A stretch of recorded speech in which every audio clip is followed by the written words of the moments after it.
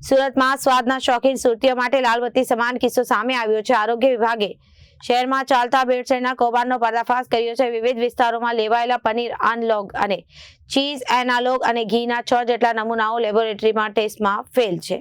સુરત સ્વાદના શોખીન સુરતીઓ માટે લાલબત્તી સમાન કિસ્સો સામે આવ્યો છે। આરોગ્ય વિભાગે શહેરમાં ચાલતા ભેળસેળના કૌભાંડનો પર્દાફાશ કર્યો છે।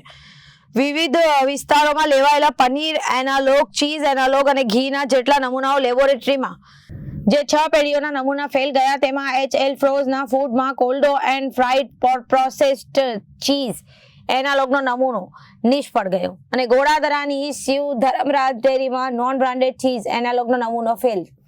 ઉધનાની એસપી માર્કેટિંગમાં વલ્લભભાઈ દેશી ઘી મેડ ફ્રોમ કાઉ મિલ્ક ના નામે વેચાતું ઘી અને અખાદ્ય ખટોદરાની જય ગાયત્રી ડેરી પ્રોડક્ટના ઘીના સેમ્પલ ફેલ।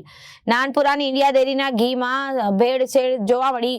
મોટા વરાછાના ક્રિષ્ના ટાઉનશીપમાં આવેલા ઘી પેલેસમાં ભેંસના ઘીનો સેમ્પલ ફેલ જોવા મળ્યો।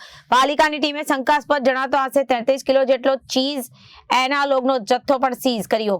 મનપાની ટીમે અખાદ્ય જથ્થાનો નાશ કર્યો અને ફેલ જાહેર થયેલા નમૂનાઓ મામલે જવાબદાર ઇસમો અને સંસ્થાઓ સામે મ્યુનિસિપલ કોર્ટે સુરતમાં ફોજદારી રાહે ફરિયાદ દાખલ કરવાની તજવીજ હાથ ધરવામાં આવી। A T Patel food safety officer.